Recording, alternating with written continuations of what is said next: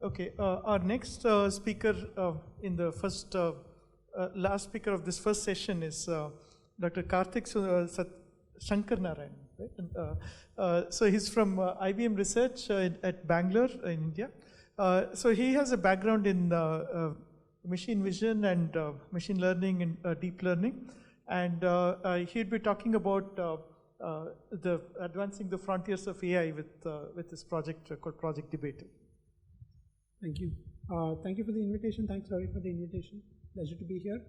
So I want to take the opportunity here today to present, just give you an overview of our ongoing grand challenge at IBM, which is called Project Rebuttal. Around every decade or so, we undertake what we call a grand challenge, which is essentially a very large project involving around anywhere between 40 and 50 researchers, a project with a scope for 5 to 10 years, and setting ourselves a target to think about what is it that we can achieve that will really push the state of the art and the boundaries in terms of how we understand this technology that can be applied. And so you might be familiar with the Deep Blue supercomputer that IBM built in the 90s, which took on Garry Kasparov and defeated him. The Watson supercomputer, which competed in Jeopardy. And after that, we're looking at this project, right? So I'll just give you, and this is an ongoing project, so I wanted to just give you some glimpses under the hood as to what is happening, right? But just before that, for those of you who might not be familiar with IBM, a lot of people are familiar with IBM, the company, but IBM Research is essentially the research division of IBM, right? Spread across 12 labs across the globe, 3,000 researchers, mostly PhDs, and a long history of scientific eminence. In particular, in India, here, we're focused on two disciplines, two areas within computer science, artificial intelligence and blockchain. And of course, but across the entire globe, there is work, even outside of computer science, electrical engineering. We have specialists in geoscience and nanotech and things like that. But I'm going to focus on, in this talk, in AI, and in particular, how we are viewing the advancement of AI in terms of the series of grand challenges that we take up, right? And we heard about some of this earlier today as well, which is, some things have become pretty commonplace, like, email spam filtering. We all use Gmail and it's become pretty commodity. There is text classification happening behind it, tons of training data available, so it's become, that niche task has become very commonplace, right? Moving beyond that, if you look at basic Q&A that's been happening with virtual assistants even nowadays, we heard questions around, command and control, asking simple questions. Those are also commonplace. While you might think that, chatbots are pretty commoditized, they're actually not. You can do a lot of basic things by, slot filling and regular expression matching. But once the conversations start to get, more natural, as we had the previous speaker talk about, it quickly gets out of hand, right? So there is a lot of work required in that context as well. But beyond these simple command-based interactions, what we took up last decade was this open-ended question and answering challenge, right? Which is what the goal of the Watson supercomputer was, which is to compete in this grand challenge, this game show called Jeopardy, right? In the Indian context, you think about this trivia game show called Kaun Banega Crorepati, right? Question can be on any topic under the sun, and they can be fairly complicated questions. You have to synthesize a lot of information from the web, mostly, and could be news articles, could be Wikipedia, things like that, and answer questions in a really, really precise manner, right? So it is a completely different paradigm from searching with keywords on the web. Okay, just to give you a concrete idea of how hard this actually is, right? I'll just play a short video clip from the competition.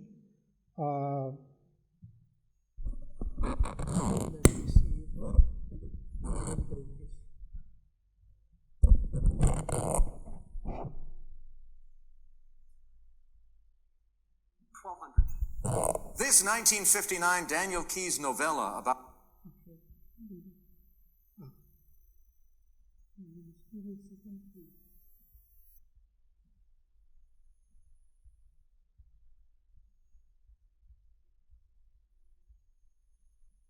Charlie Gordon and a smarter than average lab mouse won a Hugo Award. Watson.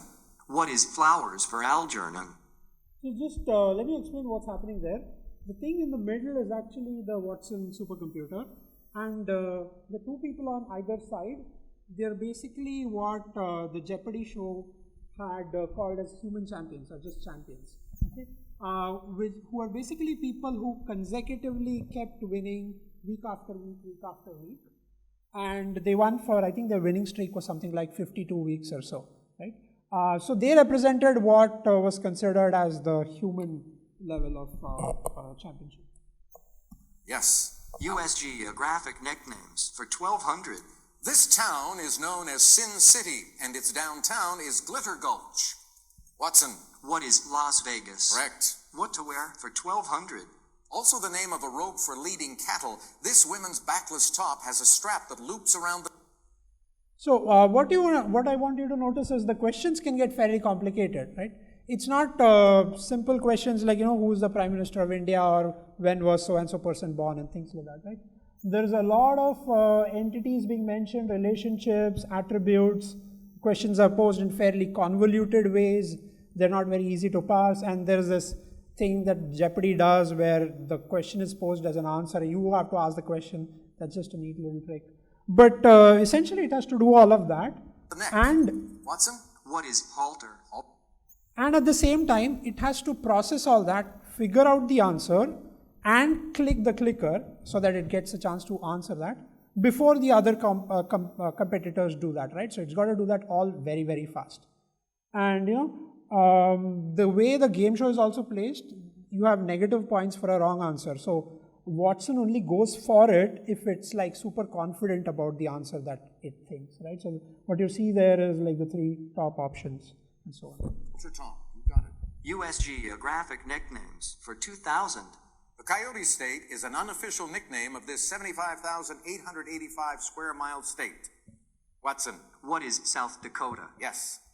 And as you saw, like Parth also mentioned in the earlier talk, right?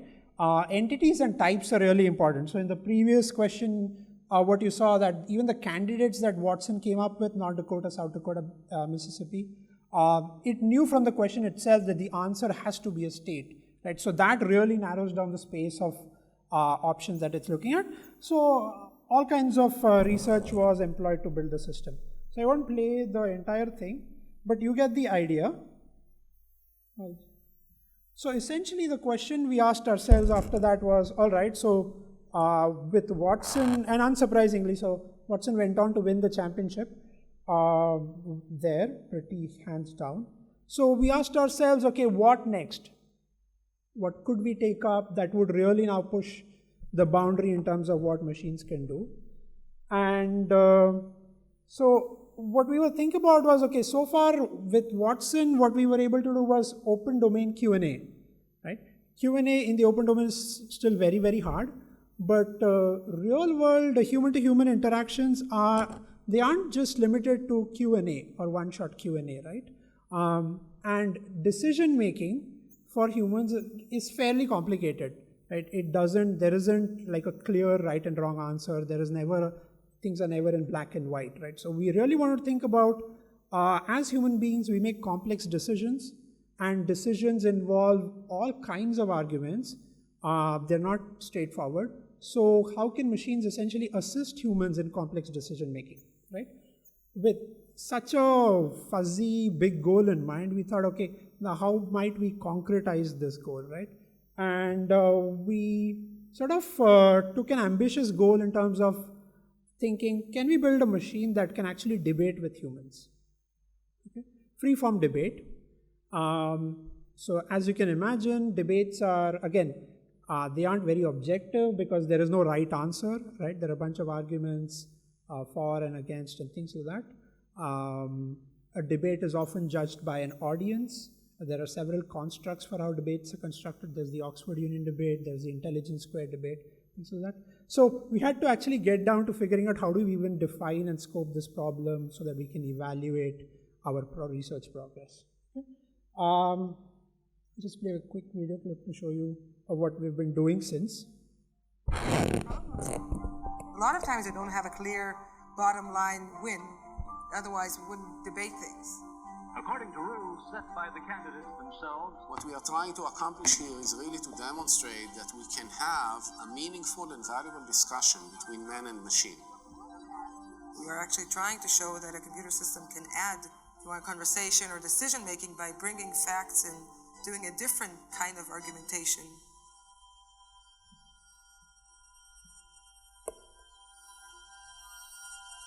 Hello, Dan. Thank you for the opportunity to be here today. The debater system tries to understand the concept over which we are debating. Having analyzed the data, I will argue that we should subsidize music education.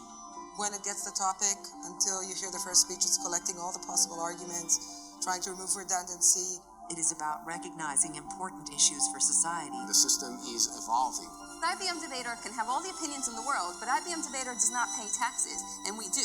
You are speaking at the extremely fast rate of 218 words per minute. There is no need to hurry.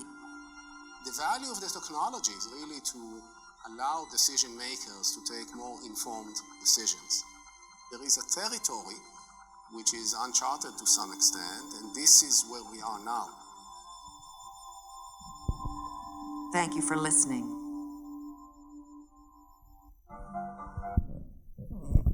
So what I wanted to do now was sort of, as you can imagine, it's a fairly complicated system that we are continuing to build.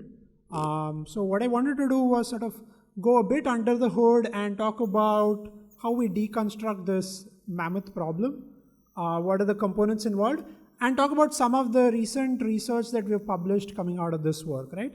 And before I do that, I wanted to sort of tell you how we even scope the problem to begin with, okay? So to think about it, you can actually debate on any given topic under the sun, right? But we were interested in those subsets of topics for which you actually go for evidence and data-driven decision making, right?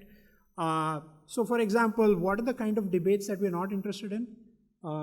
Does God exist? Or, God versus atheism, those kinds of things, right?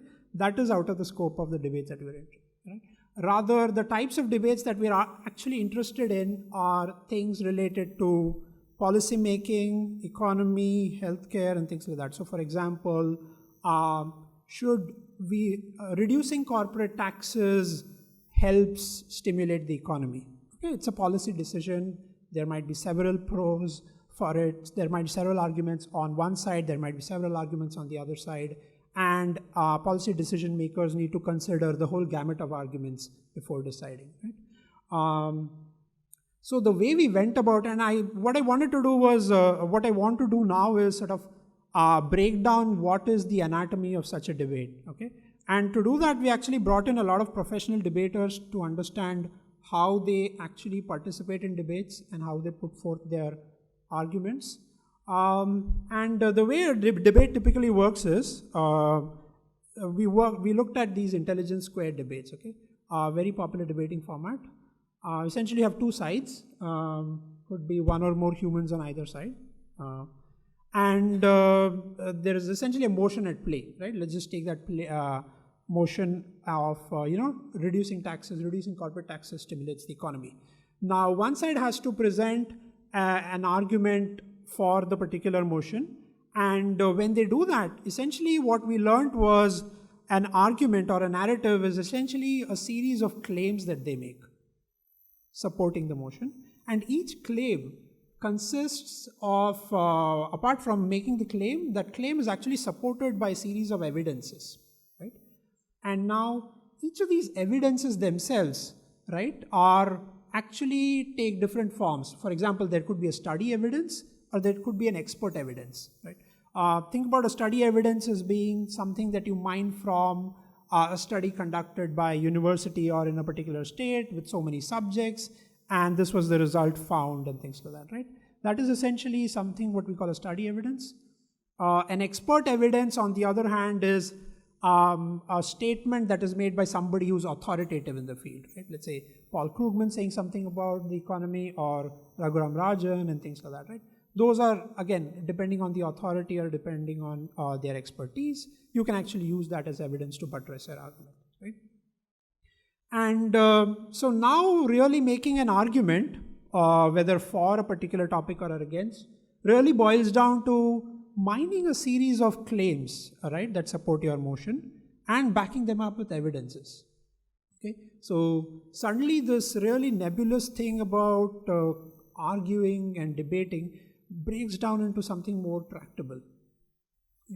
And now what you want to do is, okay, so I have a large corpus, 10 billion sentences available, and now the problem boils down to I'm mining claims and evidences. Okay, but it doesn't quite just stop there, because what you also need to do is convert that content that you've mined into coherent and persuasive narratives, right? Because that's what happens in debates. You don't just blurt out a bunch of bullet points at your opponents, right? It's not quite persuasive. So those are all different parts of the entire problem, that system that we were looking to build. And so it's a mammoth effort. So what I just wanted to do in the time that we have today is just give you a glimpse of a collection of problems that we looked at, right? And some of the techniques employed, so that it becomes clear. My motivation is primarily to show that even a seemingly huge grand challenge, if you think about it very carefully, can break down into a series of small set of everyday problems, which will help you push the state of the art in different topics. And then a very well-engineered system that is put around various components, right? So let me take the first problem, which is around scoring arguments. Okay, like I said, the narrative is composed of claims and evidences, which are essentially sentences, right? So let's say you make an argument to support that motion that I mentioned earlier, that if you reduce corporate taxes, companies have more money available in their hands, which in turn they can utilize to employ more people, who in turn will pay more taxes and things, so on and so forth, right? So that might help the economy, right? And now what you want to do is you want to score how well this particular claim that you've mined from your corpus supports the motion. So you really need to be able to score claims in the context of a topic, and likewise an evidence in the context of a claim, and so on and so forth. And there are various dimensions to scoring them as well, because it's not just whether it supports a topic, you have to also consider how diverse this is with respect to the other claims I've made. Is this something that the opponent has already said? Is this adding value to the narrative that I'm making, things like that, right? But the tiny problem here that we modeled in this particular context was to pose this as a by-sequence classification task, and we evaluated a series of architectures. So this was really an empirical paper to see how what was providing the most interesting result. And of course, all the data sets and things are available online, right? Okay, so, and then when you're actually looking at evidences, I spoke about study evidences, and a lot of study evidences we found that we mined from newspaper articles and Wikipedia knowledge bases and other such sources are actually statistical data, right, which is gathered from a bunch of studies, right? And what you want to do is you want to make this data that is available in the form of tables and databases accessible to the machine, right? And this actually requires you to translate natural language statements or questions and being able to actually pull out data from tables, right? So essentially what you want to do is translate English questions into SQL queries. And to be able to do that, we actually looked at a bunch of ontologies that you can put on top of your database so that the system can actually make sense of context, concepts and their types and relations between them, and tie that to the database which stores a bunch of facts, right?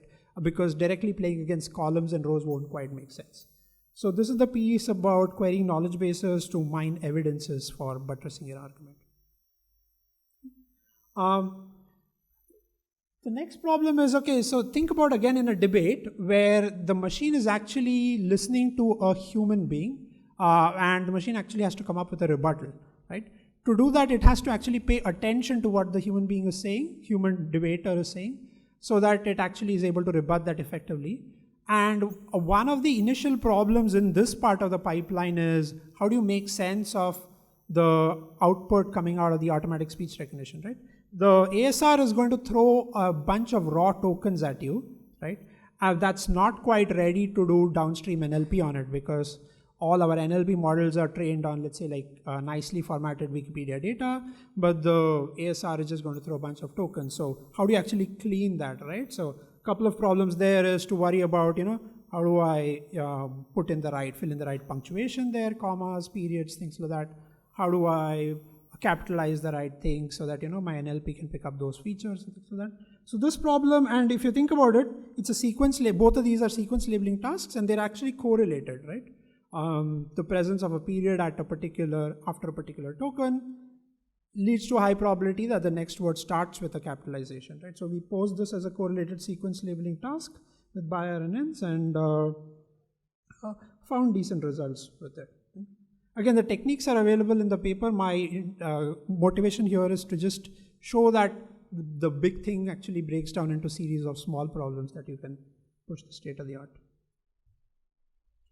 And again, with what makes a debate distinctive from typical Q&A like Watson is actually there is a back and forth interaction that is constantly going on. And therefore, there will be a bunch of follow-up questions which will utilize the context of the previous interaction. One might say, okay, that answer is fine, but what about in that particular state, or what about in that context? Will this work if something was changed from this to this and things like that?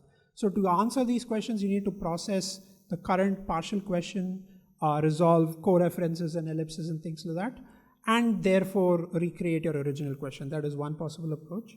One of the things we tried, and this itself is a big research agenda, it can power 2-3 PhDs, but the smaller piece we looked at in this particular paper is around how do you do this when you're querying knowledge bases, and in particular problems around multi-hop reasoning and quantitative reasoning. You want to do counting and you want to do logical reasoning and things like that over knowledge bases, right? So again, you should be able to pull out data to support your arguments.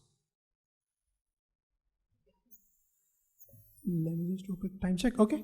One other piece that I wanted to highlight was, again, like I said, right, it's not just sufficient to mine your statistical data and just read out those numbers. What you actually have to do is first up generate language from it, right? So that can be fed to a text-to-speech system, and then a coherent narrative can be generated.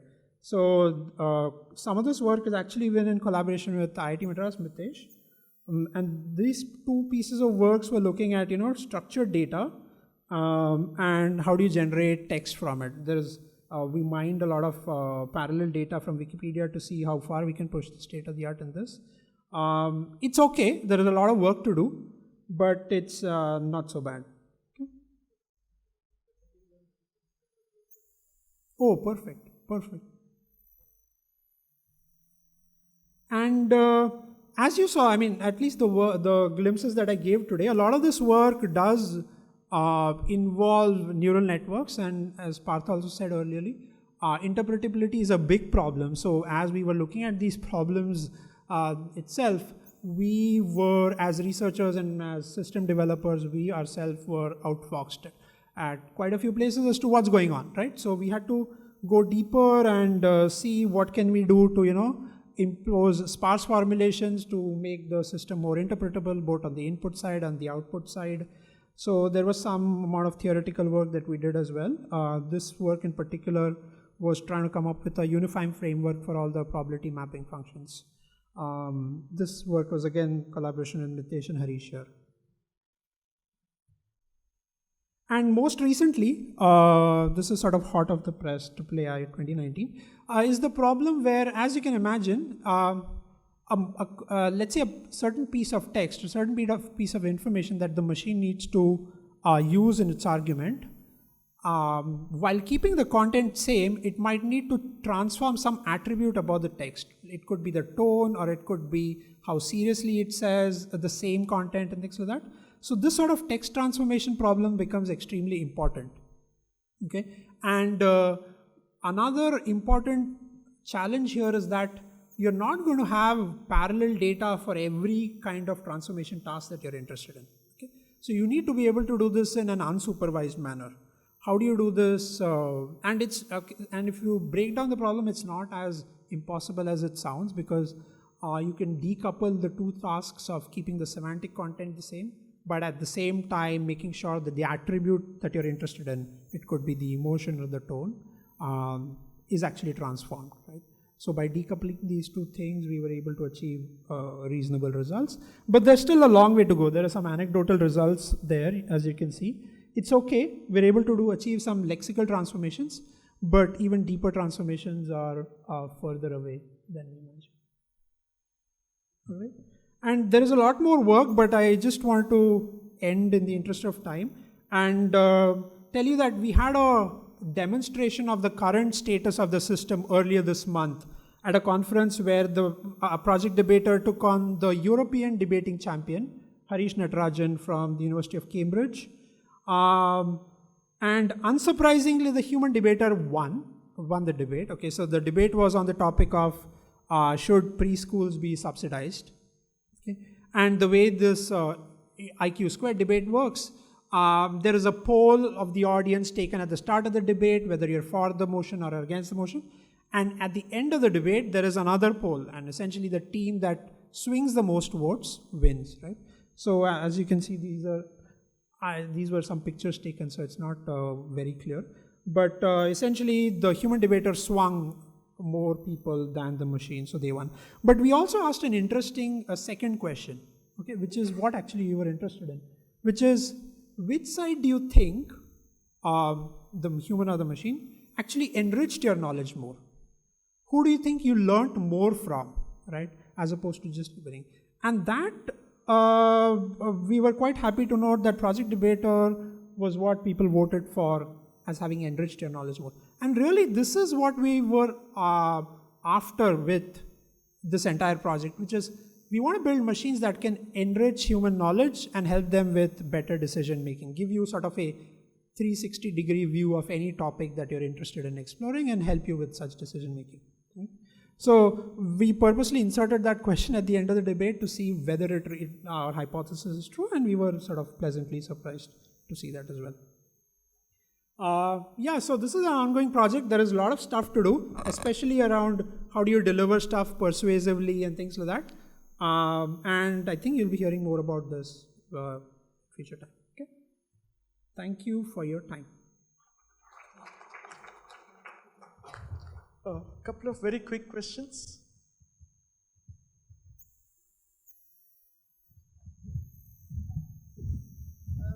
I don't know if it's a question. I loved the talk. I've loved all the talks, actually. Thank you all very much. But I'm particularly interested in teasing out the web science issues around what you're doing. There's a lot of great technical stuff, but I'd urge you to take a web science approach, a real web science approach to evaluating what you're doing going forward, because of the point about enriching knowledge, so that the debate between, because although you're dressing it up as a lovely debating society event, it's really how do humans and computers, AI, learn from each other. And there's some fantastic web science work in there to do. Indeed. I just urge you to do it. Sure, yeah.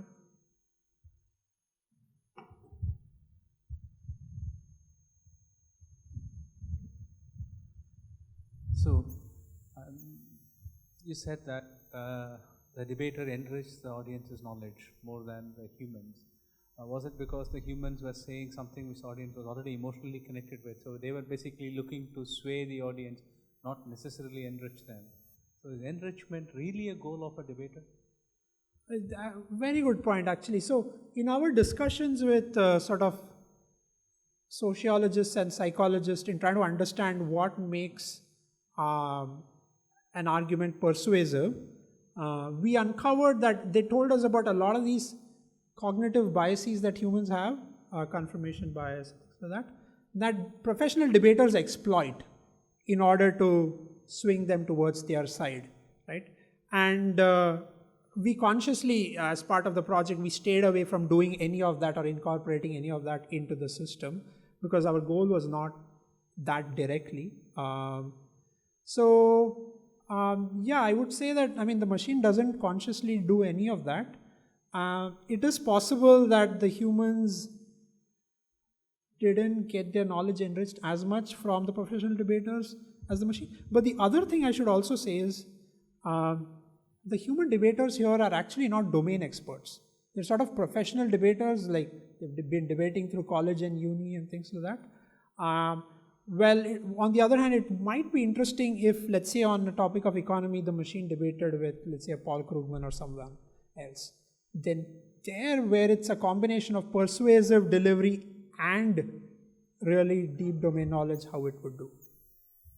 That would be an interesting explanation. I have a similar question as well. Humans usually, even when debating, provide opinions rather than facts or arguments. And opinions have a huge expressive content to them, and the expressive content serves to sway other opinions from, while I guess the machine primarily relied on facts and the merit of the argumentation itself. So while it enriched it, it may not be able to pursue it. Sure. I have one more question on the underlying narrative by which a debate is presented. Are there any principles for making a good story from, how do you weave a good story from a set of arguments? Sure. That's why I learned a lot from your talk around narrative generation itself, right? So at least what we learned was all from discussions with sociologists and at the same time professional debaters in terms of how they argue. And that's what fed into what we put in as the anatomy for debate, which is breaking down it into a series of claims, each claims being a series of arguments, and then coherently stitched together to deliver a narrative by putting in emotive text-to-speech around. So don't just read out the text, just put it. And what we haven't looked at yet, means of persuasion like rhetoric and other kinds of things. The right amount of dramatic pause. I just stop so that you pay more attention. Those kinds of things are all out of the scope of the system. So those will come into play as, if you want to really, really win the debate. Right?